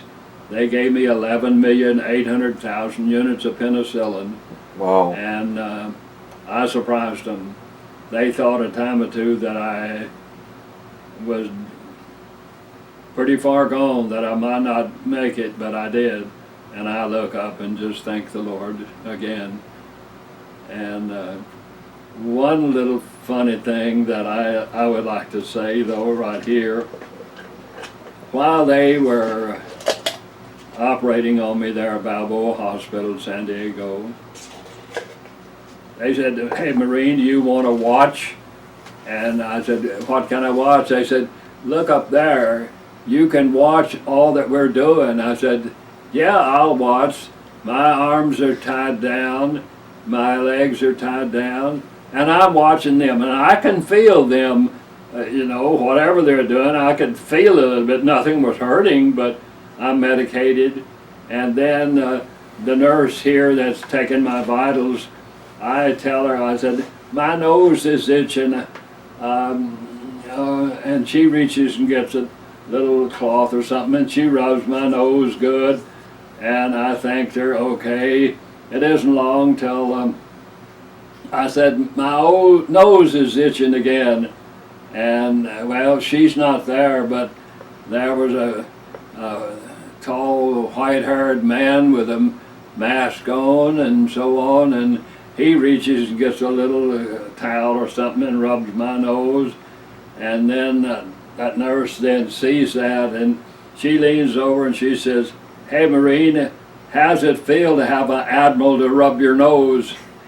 And I thanked him. Well, I put that in my book. All right. Now, when you heard the news that Japan had surrendered, how did all of you feel, recovered in the hospital there in Guam, about you guys helping end the war and you didn't know about it? How did you feel after everything was all over with? About helping, delivering the bomb, helping end the war? And well, we felt somewhat honored that the fact that we had, after all that had happened, after losing all the men, only 317 of the 1197 survived, which 880 were lost at sea. And just to think that here we have 317 men that survived, that can be testimony to the fact that God in His providence saw to it that at least some of us survived to carry on the story, of which there's 23 of those 317 still living today, and all of us still have a story to tell. I'm the only survivor that have written a book, but there are other New York Times bestsellers that are out there. And now to think that we've got a movie, maybe USS Indianapolis, Men of Honor, maybe out this November, I don't know. Men of Courage. But we hope it is. Yeah. Before we get into the movie stuff here, a couple other things. I've heard survivors tell me that they did not care for General Douglas MacArthur. Ever survivor what? I heard the survivors of Indianapolis, and even a lot of World War II vets from the Pacific, did not care for General Douglas MacArthur. Did not what? Did not like General Douglas MacArthur at all. Oh, no. What we heard, as I look at it honestly, I thought it was more jealousy. MacArthur was in charge of another complete fleet than Spruance. Now, there might have been conflict, and I heard those things, and I probably heard more after the war is over than I knew and heard at the time. I never had any ill feeling, ill will, because, I mean, who am I, you know, a corporal or a sergeant in the Marine Corps, passing judgment on someone like Douglas MacArthur, and so I can't feel any feeling ill will, none whatsoever. I had no reason to. Sure. I just thought it was kind of strange when I go to reunions. I heard that when, okay, MacArthur was Army. He wasn't Navy. But anyway, your family's reaction when they found out that you were on the Indianapolis and that you survived. Okay. Well, first of all... Okay, now it happened July 30, Right.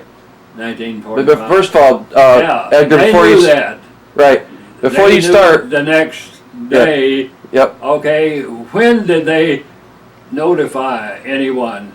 Okay, here is kind of a tricky thought. Mm-hmm. Why didn't they send word immediately when they picked up 317 men? Why didn't they allow 317 parents to know that their son survived? Mm-hmm. But they don't, do they? No. No. There's my telegram right there that they sent to Dad. Now, when is it? At July, let me think. No, August, yeah. It's August the 12th. Now, the war is over, Okay. but July the 30th, we were sunk. Mm-hmm. And by the 2nd, they know who we are that survived. Mm-hmm. But may I just add this is my thinking. Admiral King had to have a scapegoat. He dared not to let anyone know anything about the Indianapolis sinking until August the 12th. Well, by August the 12th, the Japs are aboard the Missouri, and the war is over. Mm-hmm. And Admiral King then has a scapegoat that survived, and that is Captain McVeigh. Yeah. Anyway, before you get into that, you mentioned a special girl in your life. Go ahead and tell me about her. Your special girl in your life. Tell me about her real quick. That you married for Okay. 70 years. Just tell me her Okay. name. Okay, now as I came home, I'm not in the best physical, mental condition, and not knowing what I could expect from someone, knowing that they were waiting for a basket case like I maybe was at the time, and I did not push myself forward.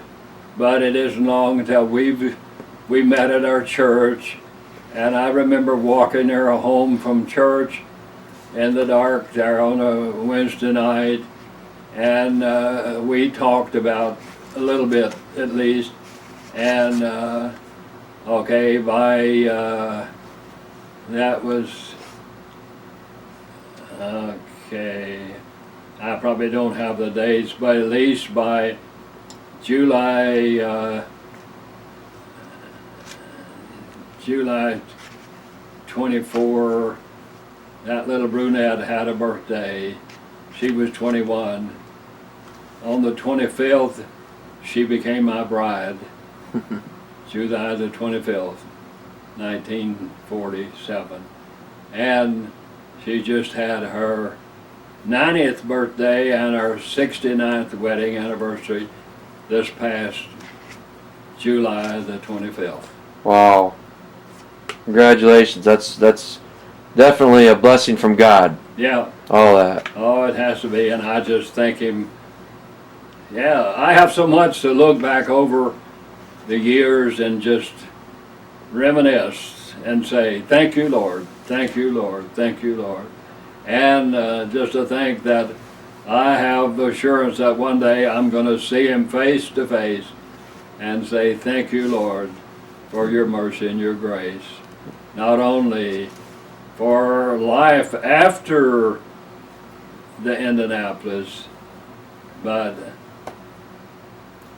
the fact that I knew the Lord as my own personal Lord and Savior, and He's watched over me down through these years and is still with me today as a 92-year-old World War II survivor of the Indianapolis. All right.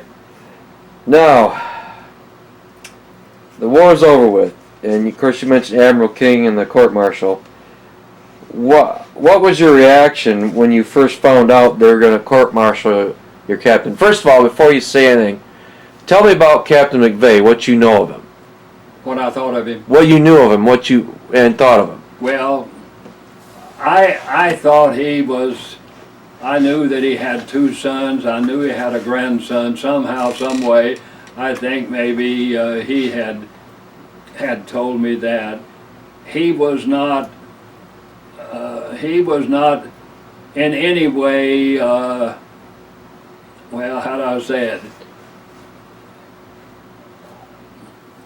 I don't know what I'm trying to say. He did not reach out to me at any time and pat me on the back or, you know, glad to know me. And the only thing he just, if I had a family, yes. And I knew that he had. But if he ever touched me, I don't know that he ever patted me on the shoulder, even though I was his orderly.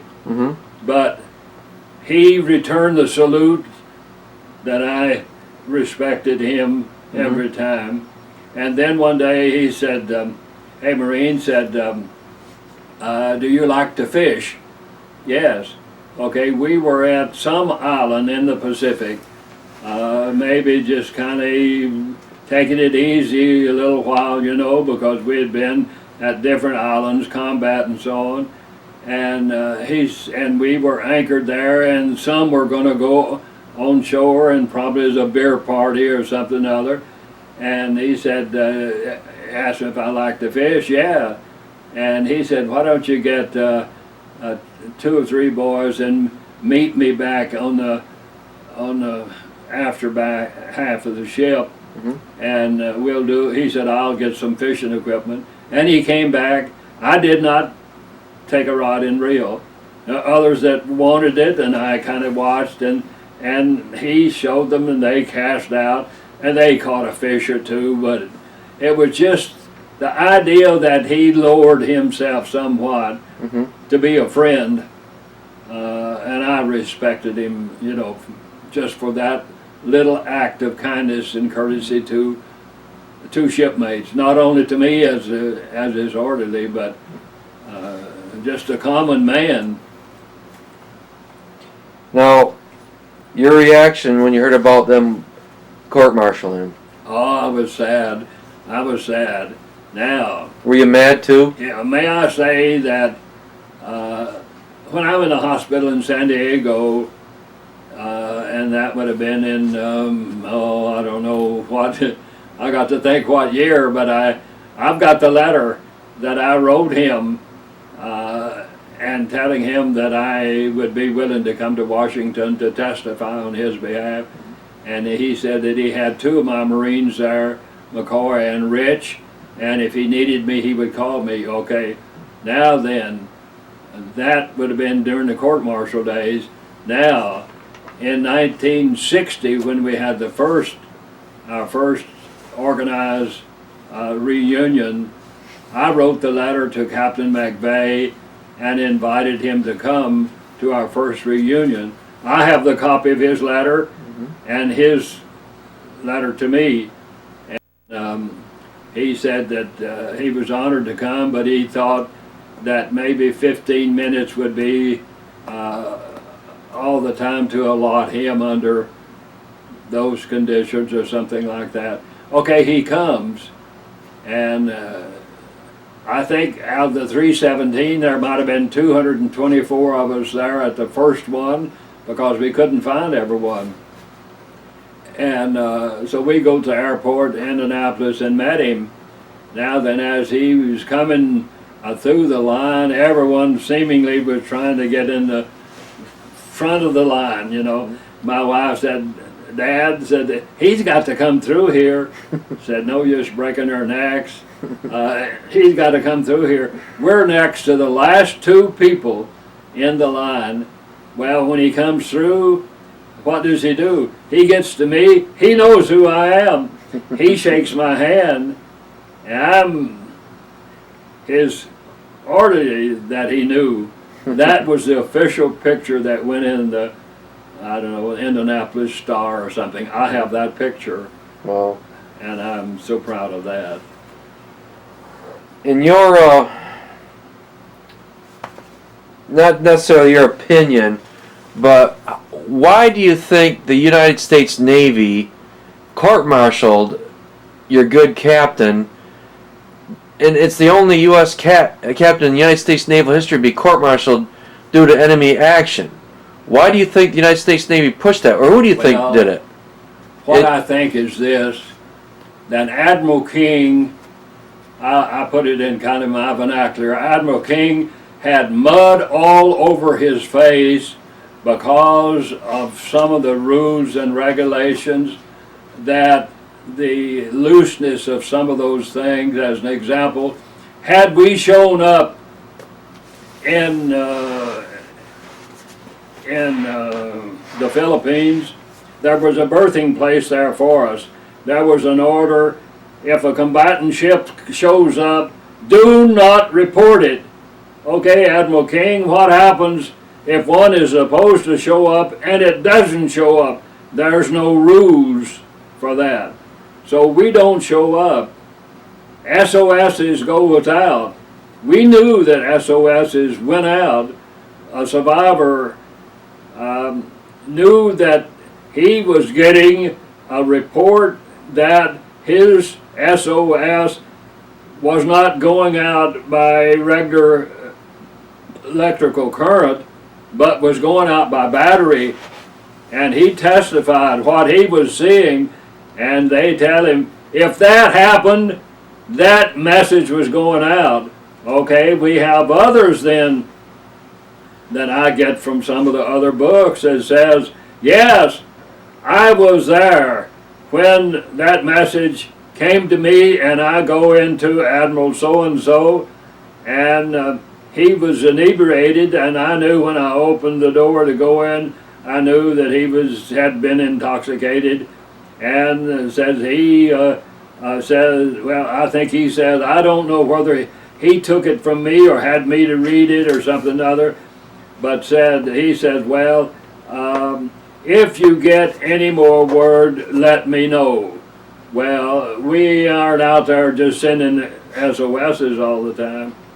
And then another admiral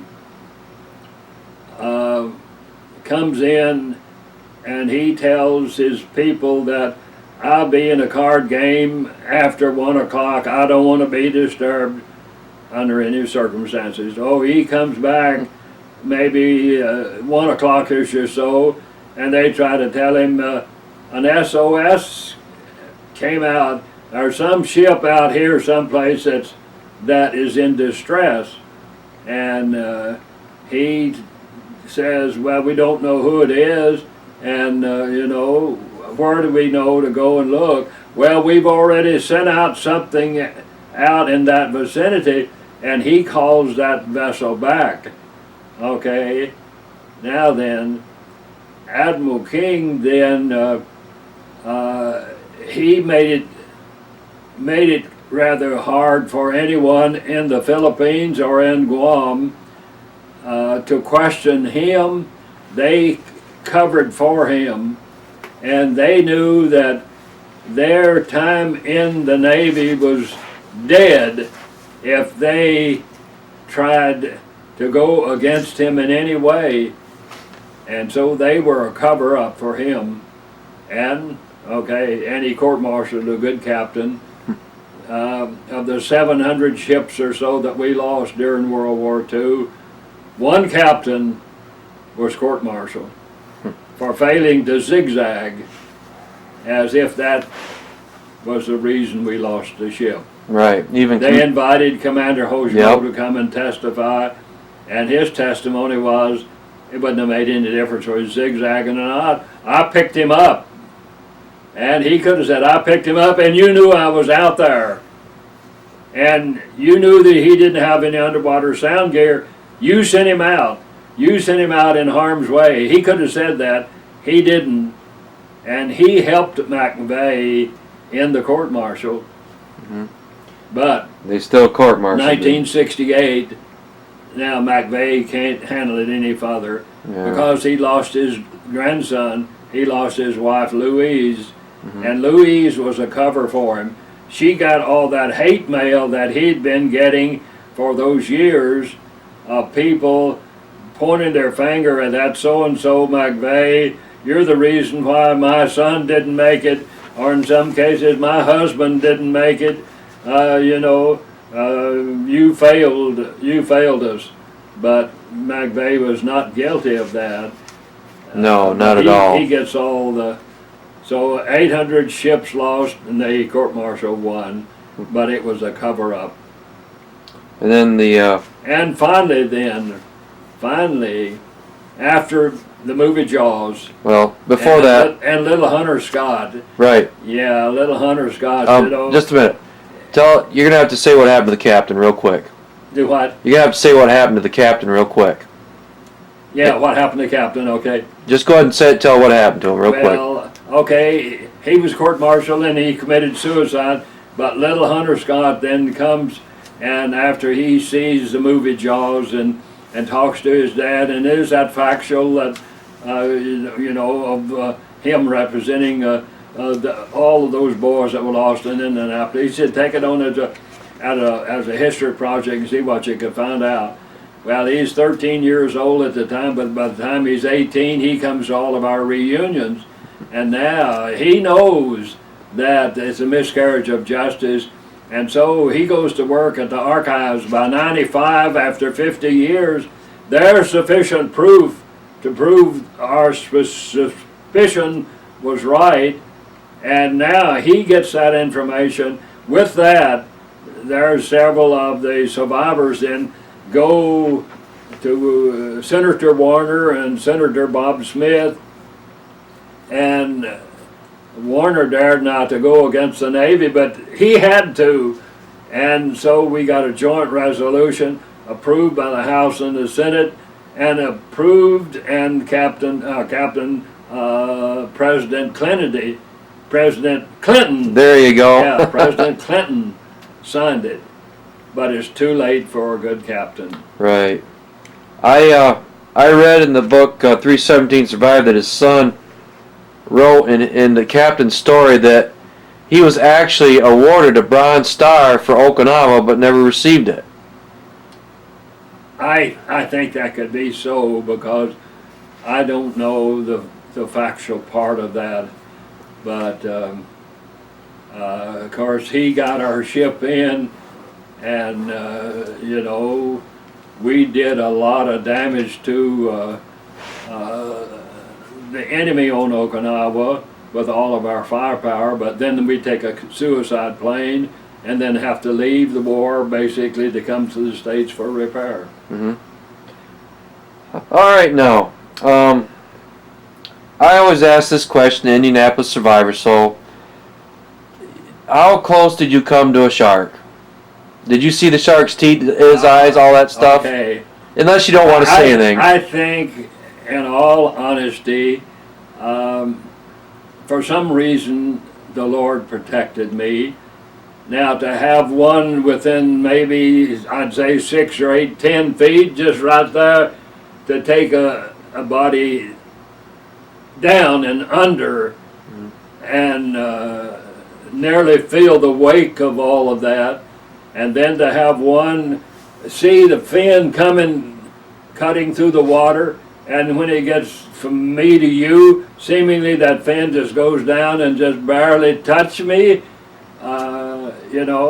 and you go look up and just thank you, Lord. You have to be shocked that you are still alive. Sure. And that shark missed you.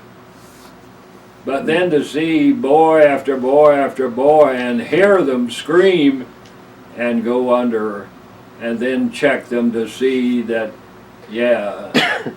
disemboweled. bottom torso gone, their leg is gone. Well, God protected all you and the other 316 others for a reason. Yes. So, but I'm about ready to run out of juice here. But anyway, I'll end this real quick. Okay, when 9/11 happened that day, what did you think about when you saw that happen? Well, I thought basically, here we go again. We're going to be, if we go after the enemy, and by now, we've opened the barn door, and too many of the enemy is allowed to come in, and some that came in, we knew their character, and yet we permitted too many of our enemies, and now we're overrun with those in America today. Very true. Well, in conclusion there, Edgar, I'd like to say thank you very much Oh, you're for so welcome. inviting me in your home, sharing this ordeal with me and with the country Yes. and stuff. And I'd say I'm blessed to know all of you survivors from the Indianapolis and to know the story too.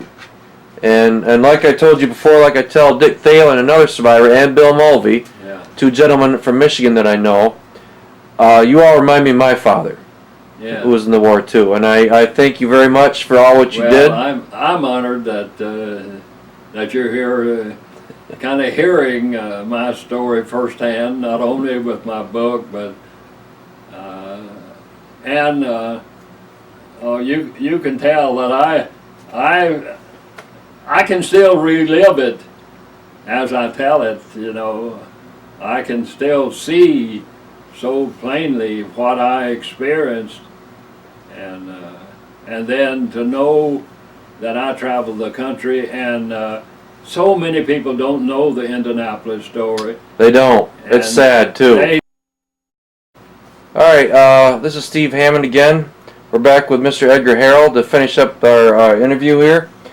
Edgar, basically, you got anything to add as we finish this interview?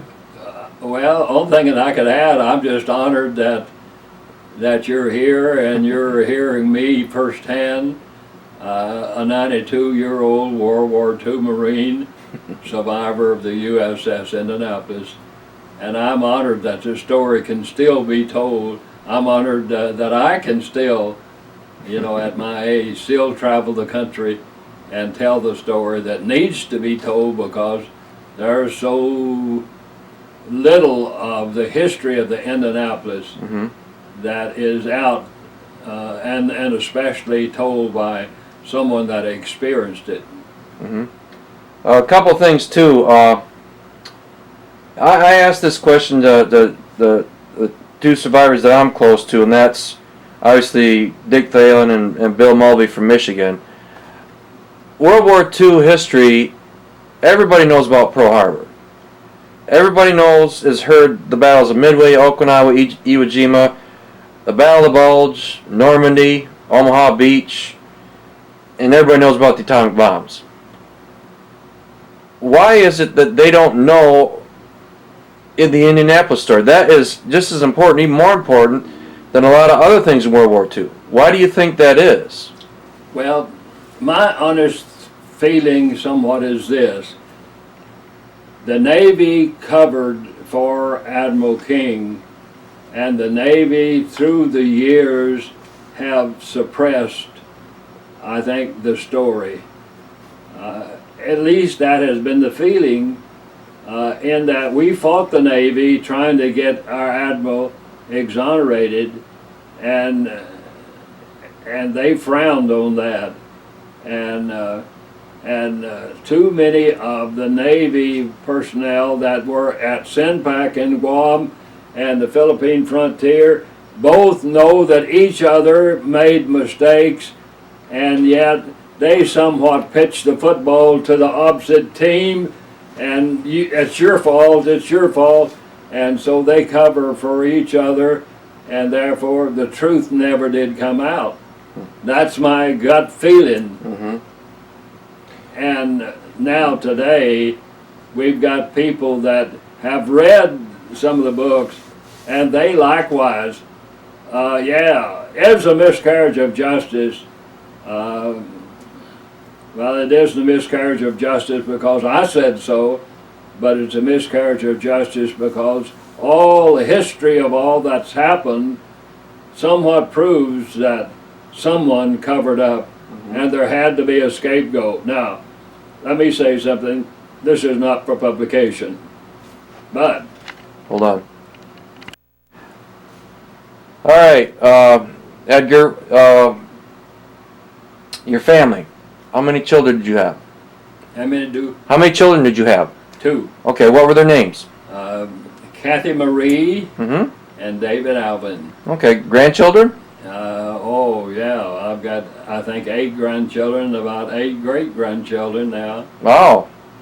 Now you I'd mentioned. have to think and count. But That's I okay. have 2 children, but I've lost my daughter. Mm-hmm. I lost her about 4 years ago now to breast cancer. Sorry to hear about that. Yes. Now your son is a pastor too, right? Right. My son's my pastor. Okay. You are too, aren't you? You're a pastor too, aren't you? No. You're not? No. Okay. I never was ordained. Okay. I taught a lot, and I was somewhat of a lay minister in that. I guess I could say that I've talked, and they might call it preaching. Mm-hmm. I look at the prophetic scripture and read it and kind of see where we are today in our world and what we can expect, and I've taught along those lines.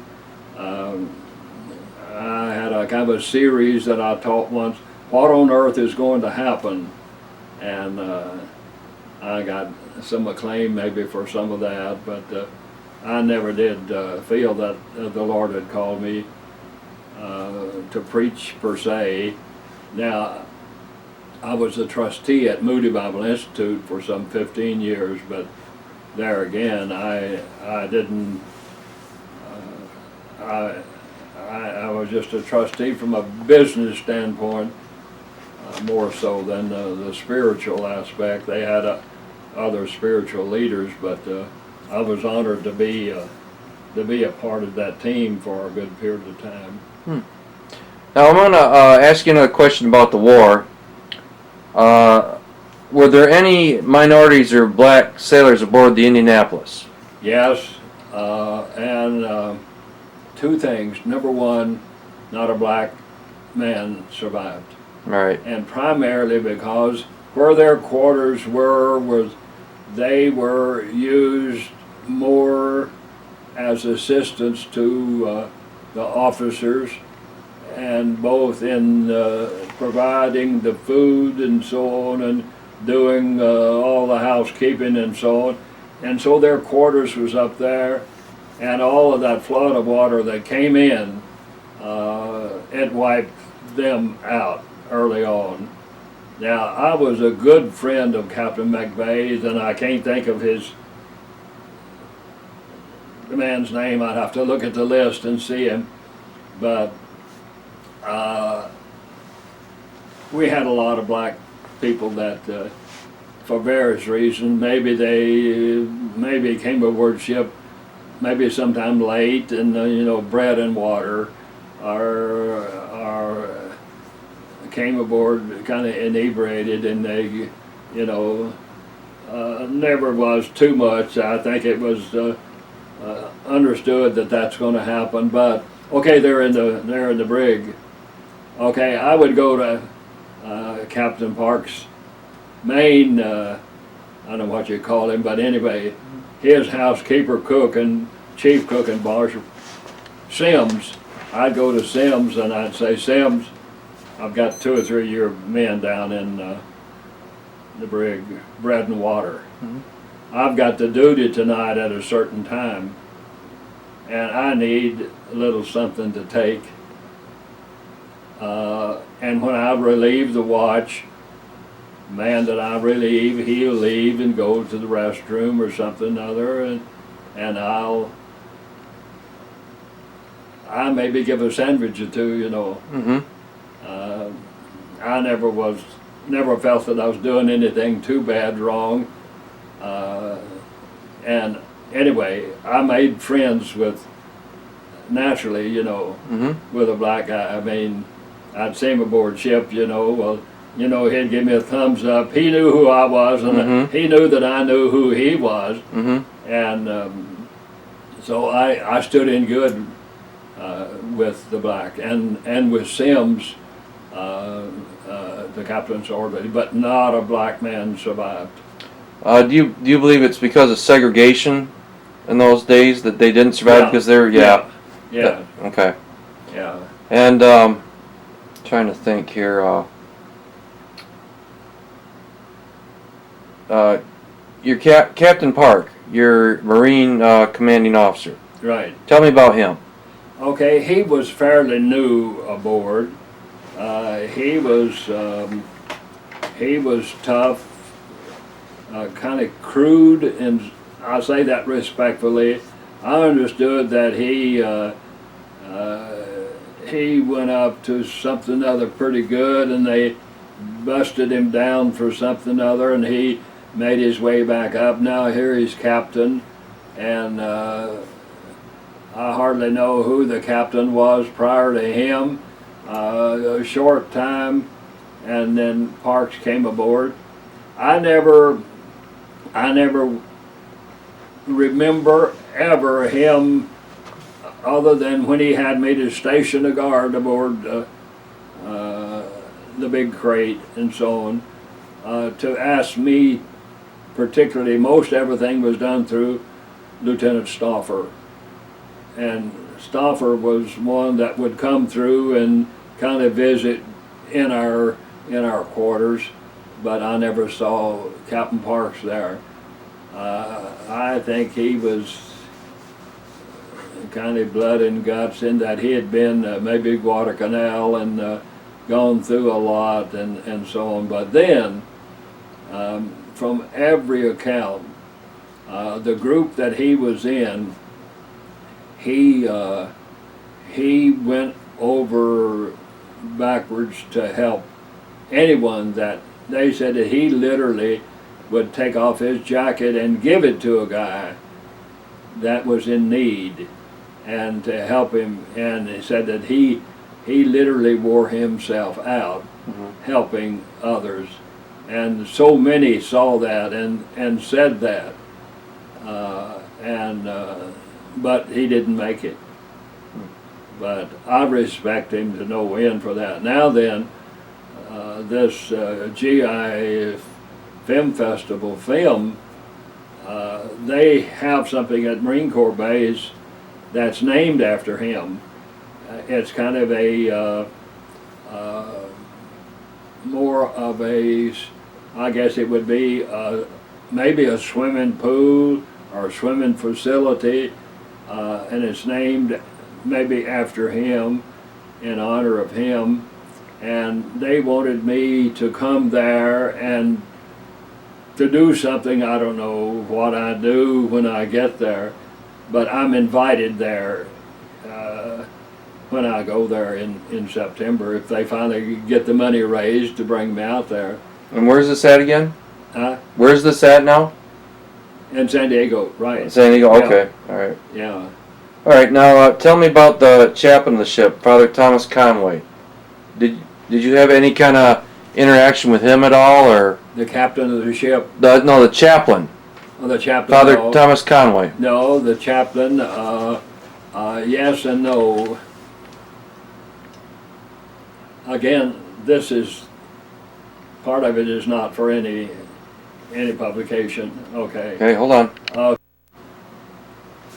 Okay, we're back again with Mr. Edgar Harrell here, and we are going to finish this up. Okay, two things real quick. When all you survivors found out that the captain's finally exonerated, how did all of you feel? Okay, I'd like to say this, all the way through, I never heard one individual not even remotely felt that Captain McVeigh was guilty. Now, it's so that he did what he did. We knew what he did, but to court-martial him for it. And every man out there and their wives and their children greeted McVeigh thinking that he is not guilty in any way to be responsible for what had happened. And since those days, I've yet to ever have heard a survivor or their families remotely feel that McVeigh was responsible for the loss of any life, but to the contrary, that he did everything that he was permitted to do and should have done, but we still lost 880 men, but not his fault. Okay, one last thing. When the memorial in downtown Indianapolis came, how was the reaction when you guys finally saw that? Oh, yeah. Well, yeah, the first time it was, it was tears just to see, and I think that, people of Indianapolis and all respected us enough that here they'd spent money for that, and then to go there. I've been there at different times.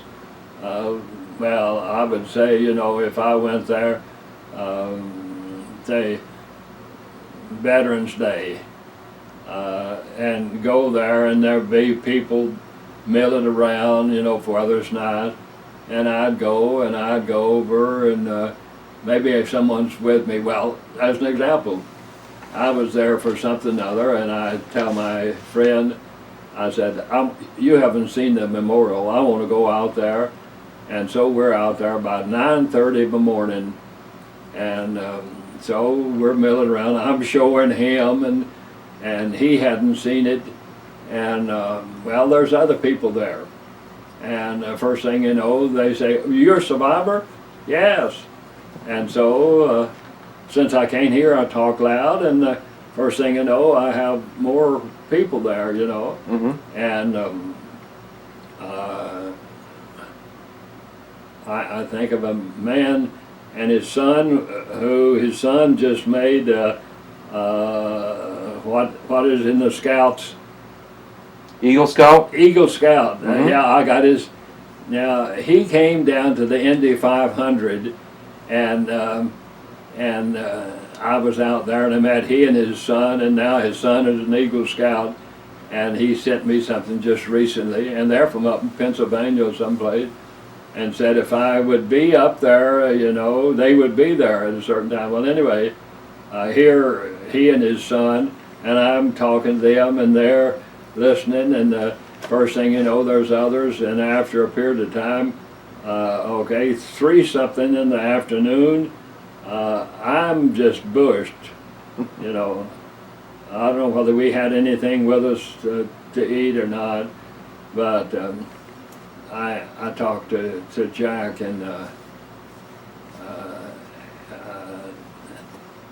or John Parker. John said, "Ed," he said, "I bet you talked to 200 people today."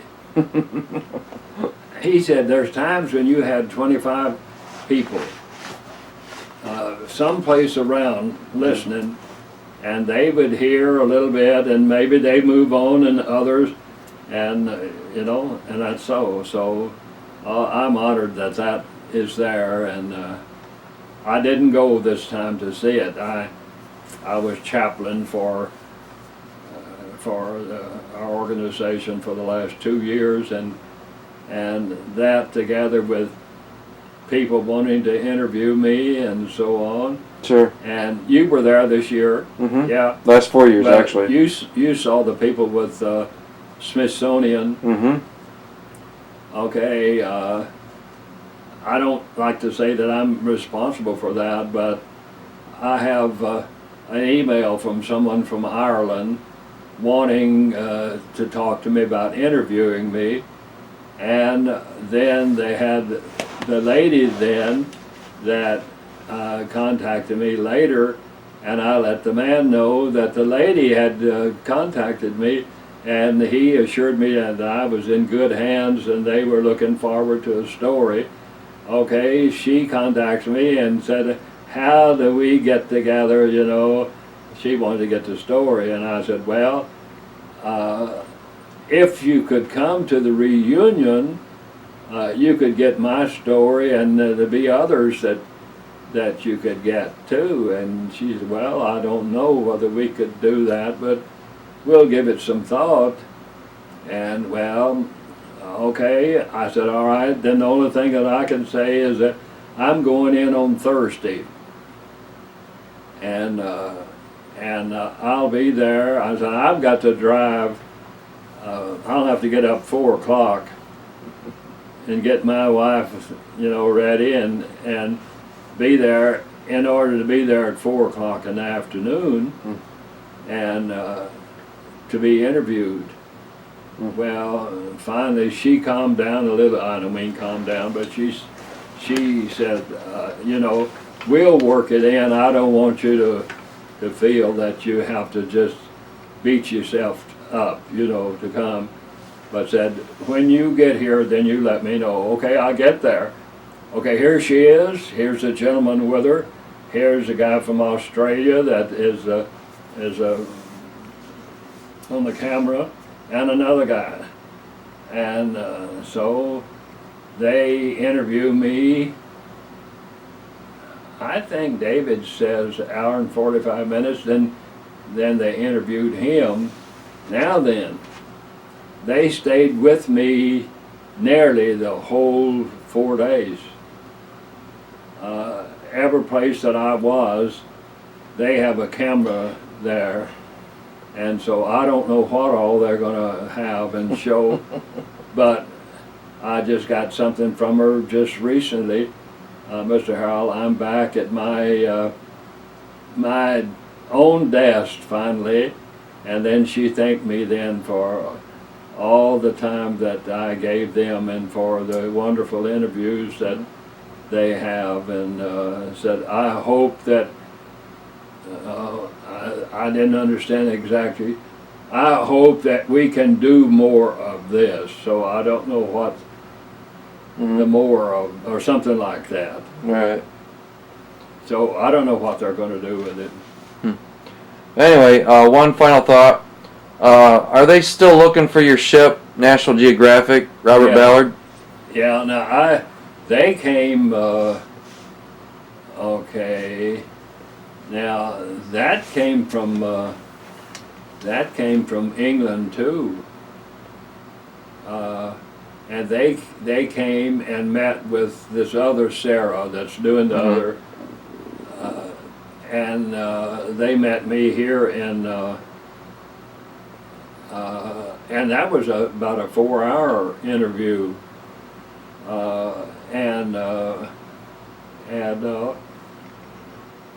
then they interviewed my son, and they tell us basically this. We thought they were going to be out there in May of this year, but they interviewed or let me know later that they were having little financial problems, and they were trying to get the Navy to be a little more of a part of, and they finally have won the Navy over, and that they tell the Navy they want to go and find it, and once they find it, they want to have a memorial service, and they asked if, they said that they would fly me and my son to Guam, and then we would catch a ship to take us out to the spot, and nothing would be touched, but they have robotic things that can go down, and whatever they can see, they can picture,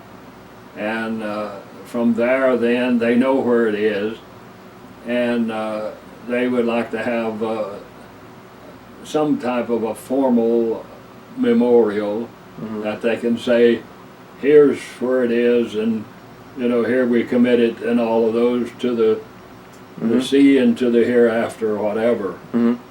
So, and then sometime fairly recently, they apologized that they were having financial problems of raising all the money that's needed for that, and don't give up on us.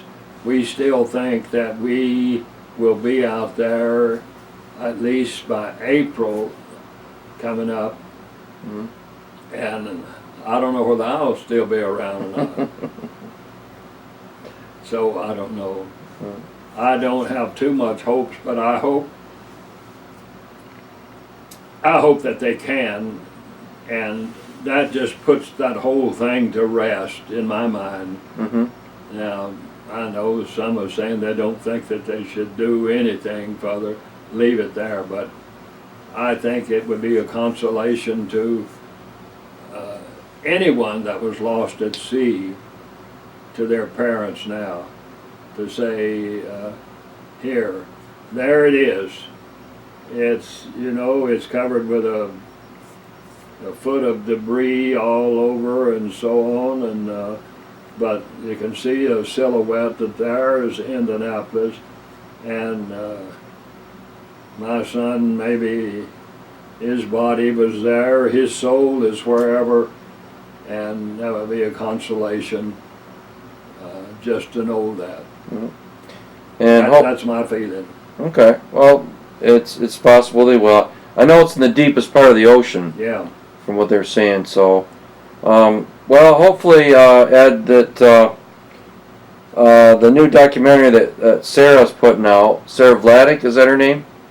Sarah's putting out, called USS Indianapolis, The Legacy, is going to help get the story out more. And even though it's a Hollywoodized type movie, Yeah, you met yes, Sarah, oh yeah, I've met her, yep. And even though USS Indianapolis Men of Courage, starring Nicolas Cage, is coming out sometime later this year too. Even though that may come out. Now, I understand 70 or 80 places, maybe in the Philippines, maybe they're going to show it, but I don't know. Yeah. But that even if a film of something or other, and I got a email from Sarah. She's working on that for me, and then I'm invited there. But she was trying. First, she said, "I'm sure they'll pay all of your flight for you and your man." And then I tell her, Sarah, I make nothing out of somebody paying my expenses to get me there. I said, what I need is 2 or 3 venues to speak, and if anybody's willing to pay me something, fine, but I have to sell some books or else my story is not told. I said, for me to be there with you and to be interviewed and introduced, and you have well, I'd have to read it, but they have some kind of a party, and it's a kind of a beer party, and so on. I said, for me to be at that, that doesn't do anything for me and my story. Right. And so I said, I don't like to piggyback somebody else's party to sell my books. And so she assures me that she's working on it. And then she has gotten in touch then with my man that got me to Birmingham, and